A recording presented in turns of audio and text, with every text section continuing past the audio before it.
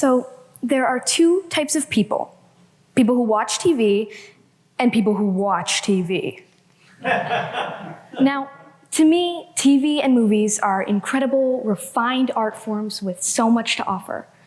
For many years now, I've been wrapped up in the dialogue, plot, writing, characters, art direction of TV show after show, movie after movie. Obviously, I have a huge amount of respect for the art of TV. But not everyone is quite the same. Years ago, after spewing my loving thoughts about the TV show Doctor Who and explaining that I would love to be a screenwriter, an older family friend of mine told me you have to read a lot of good books to be a good writer. I said, actually, you just gotta be a good TV watcher to be a good TV writer. I watched her sort of give me a scowl, but I specifically remember vowing to truly become an incredible TV watcher. I want you to ask yourself if you have any other hobbies or activities in your life that absorb you this much, or ones that could potentially give you this much happiness. But I don't think being an expert TV binger is only my specialty.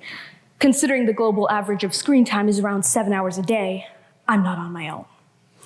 We all love our favorite movies and shows as much as any book, and we obviously let TV take more of our time than we like to admit. There's a huge problem with this. When we waste our time watching things just for entertainment, especially things we think are trashy or low quality, we blame television for stealing our productivity and forcing us to care about things we consider stupid. This could apply to any activity, any so-called time waster or unproductive hobby. But this idea that television was unhealthy for me and books were wholesome was exactly what my family friend was thinking when she suggested I read more. And at that point in my life, she was completely right. I mean, I was blindly watching The Office for 3 hours a day. But this interaction made me realize that TV and movies are so much more than what people give them credit for. And just letting them fly across the screen isn't doing them any justice. With this new understanding, I set out on a path of discussing for hours upon hours every movie and every episode of every show I and my also very TV-obsessed sibling watched from then on. Together, we looked at dialogue, plot, writing, characters, art direction, aesthetics, soundtrack, the list goes on and on. We truly dove deep into these elements in knowledgeable, analytical, and personal methods. Going from feeling guilty about watching The Office for 3 hours a day to discussing The Office for 3 hours a day. And the more we grew, the more we learned, the more we explored our knowledge and experiences, I discovered that I could get so much more out of this guilty pleasure to the point where I wouldn't feel guilty. Now, I have a newfound passion. I've started writing my own scripts, series pitches, short films. I have 3 30-page episode scripts for one of my shows, a synopsis of all 8 episodes, and multiple series pitches. I've taken screenwriting classes alongside adults, and I've never stopped learning from TV. Ask yourself, what do your hobbies or entertainment mean to you right now? Is there a way that they can become more important to you, to your life? Because any type of entertainment can be more effective than it seems. We can really dedicate ourselves to our music listening or physics video watching in such a way that we learn and grow along with our understanding of the things we're really engaged with. In fact, hobbies are proven to increase happiness. 49% of participants from all around the world who took part in an Ipsos survey said they get the greatest happiness from feeling my life has meaning. And 44% derive the most happiness from feeling in control of their lives. Simply giving attention to the things we really care about can make our lives feel so much more meaningful. And really putting extra intention into your activities can be a step to taking control of your life. For me, making television less passive was a way to feel in control and learn so much more in the process. Because cinema and shows are my passion. And as long as my English teacher isn't listening, books are not. Additionally, the same study showed that participants in Japan ranked hobbies and interests very high as a source of happiness.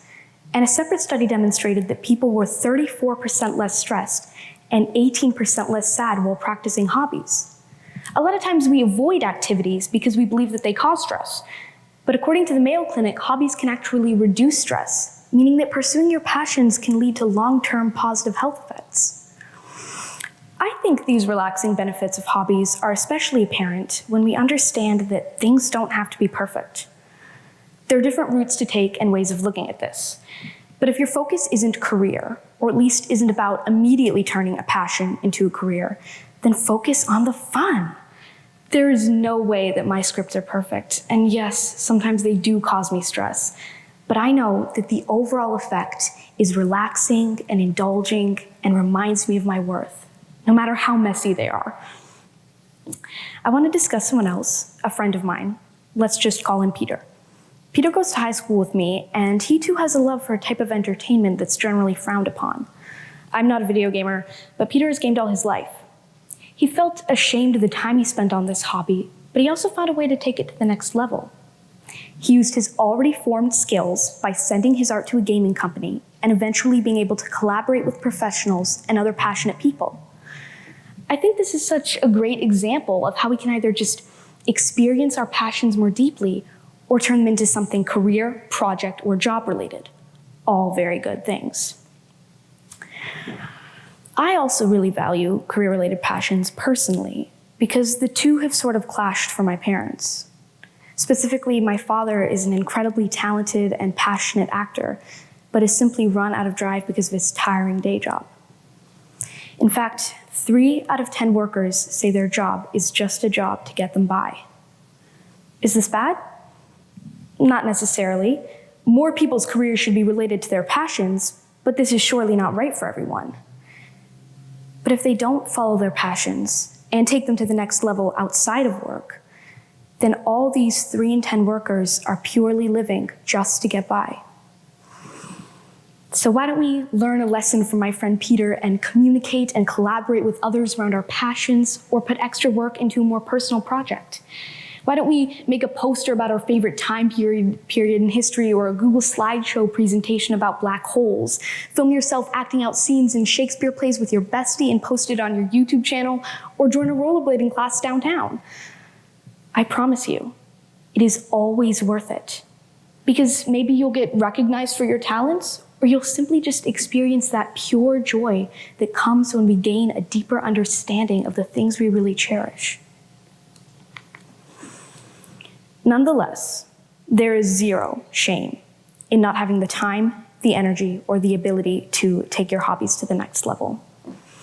I have the privilege of being able to pursue my passions.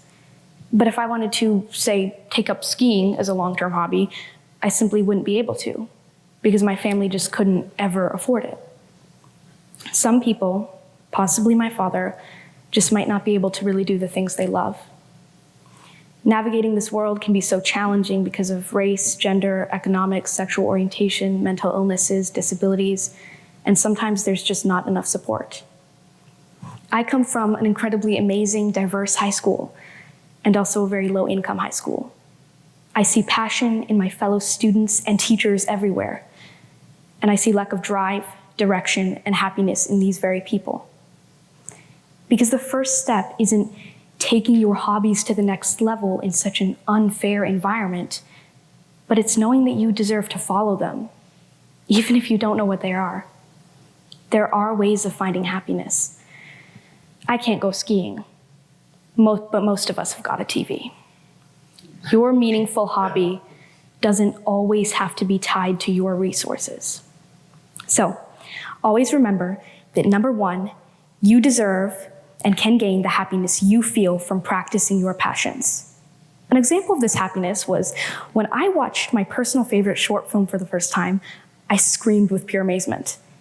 And when I finished my first script, I screamed with pure joy.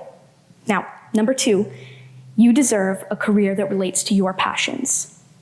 Number 3, putting extra intention into your activities makes them more meaningful.